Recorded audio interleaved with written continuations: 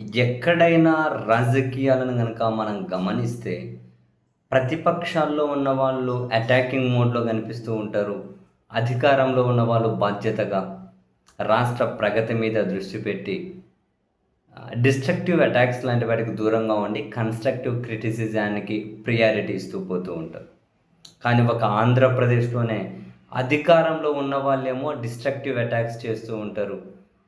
ఇటింగా విపక్షంలో ఉన్న వాళ్ళే కన్‌స్ట్రక్టివ్ క్రిటిసిజానికి ఎక్కువ ప్రియారిటీ ఇస్తూ ఉన్నారు. ఇప్పుడు అధికార కూటమిలో ఉన్న వాళ్ళు కంప్లీట్‌గా డిస్ట్రక్టివ్ అటాక్సే కనిపిస్తూ ఉన్నాయి.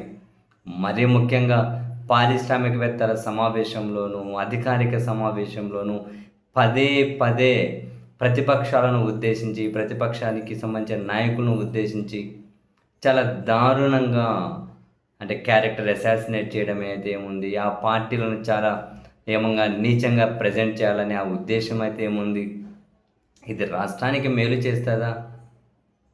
రాష్ట్రానికి చేటు చేస్తదా అంటే రాజకీయ ఓనామాలు తెలిసిన ఎవరికైనా ఇది రాష్ట్రానికి చేటే చేస్తది అని ఖచ్చితంగా చెప్తారు.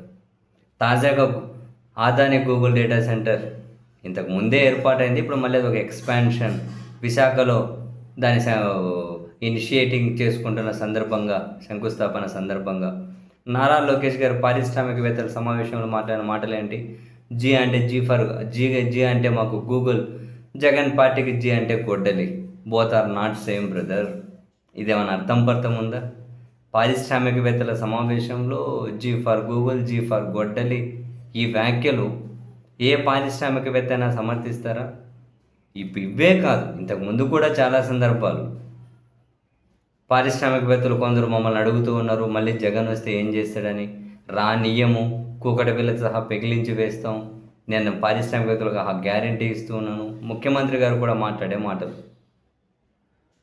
అసలు పారిశ్రామికవేత్తలు ఏం కోరుకుంటారు? ఎక్కడైనా కనుక ఇన్వెస్టర్స్ ఏం కోరుకుంటారు? ప్రశాంత వాతావరణం, రాజకీయ వాతావరణం ఉండాలి, మన పెట్టుబడులు సురక్షితంగా ఉండాలి, ఎవరు అధికారంలో ఉన్న పాలసీలు కొనసాగాలి, ఎవరు అధికారంలో ఉన్న వాళ్ళ కక్షలకు మనం టార్గెట్ కాకూడదు అని కోరుకుంటారు.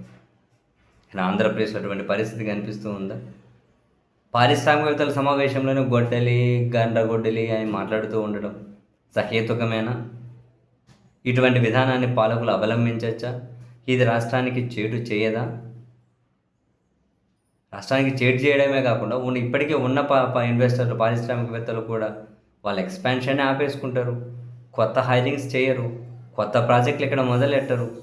అటువంటివన్నీ ఎవరికి మేలు చేస్తాయి?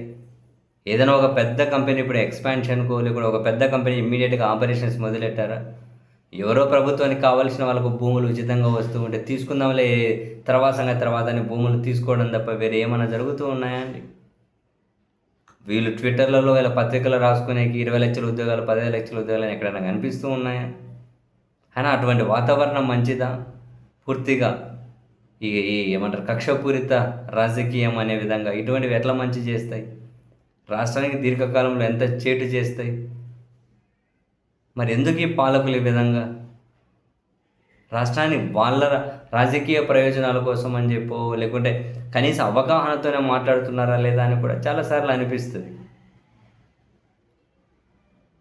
ఎక్కడైనా ప్రతిపక్షంలో ఉన్న వాళ్ళు డిస్ట్రక్టివ్ అటాక్ చేస్తారు, వాళ్ళు మాట్లాడతారు ఏది బుద్ధి పుడితే అది. కానీ ఇక్కడ వీళ్ళు మాత్రం ఇప్పటికే మనం చూసాం, ఆమె పేరు కూడా మర్చిపోయాం. ముంబైకి చెందిన నటి అని ఈవెన్ కొందరు ఐపీఎస్లను సస్పెండ్ చేశారు, అరెస్ట్ చేశారు. సజ్జల్ జిందాల్ లాంటి పెద్ద పారిశ్రామికవేత్తను బయదిరి చేశారు, ఆంధ్రప్రదేశ్కి రానికుండా చేశారు. ఆమె పేరు కూడా మర్చిపోయాం. ఏం పేరు? నత్వానేనా? ఏమైపోయింది ఆ కేసు? ఏం న్యాయం చేశారు ఆమెకు? అయిపోయిందా మీ రాజకీయ అవసరాల కోసం పిండేయడం ఆమెను? ఏం జరిగింది ఆ విషయంలో?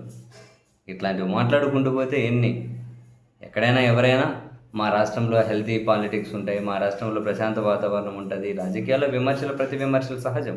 అది కన్స్ట్రక్టివ్ క్రిటిసిజం ఉండాలి.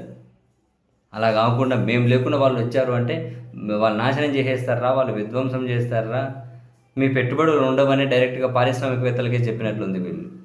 అలా అంటే ఎవరు పెట్టుబడులు పెడతారు? వీళ్ళే అధికారంలో ఉంటారని చెప్పి ఇదేం నియంతృత్వం కాదు కదా. వాళ్ళకి తెలియదా ప్రభుత్వాలు మారుతూ ఉంటాయని? వాళ్ళకి తెలియదా కక్షపూరిత రాజకీయాల్లో మనం భాగం కాకూడదు అని? ఏంటో మరి పాలకులు చిన్నపిల్లల్లాగా మాట్లాడతారా? లేకుంటే అత్యుత్సాహంతో మాట్లాడతారా? అధికారంలో ఉంది ఇప్పుడు మన చుట్టూ ఉన్నటువంటి మంది మార్బలాన్ని చూసి తిరుగులేదని మాట్లాడతారా? ఒక ముక్క అర్థం కాదు.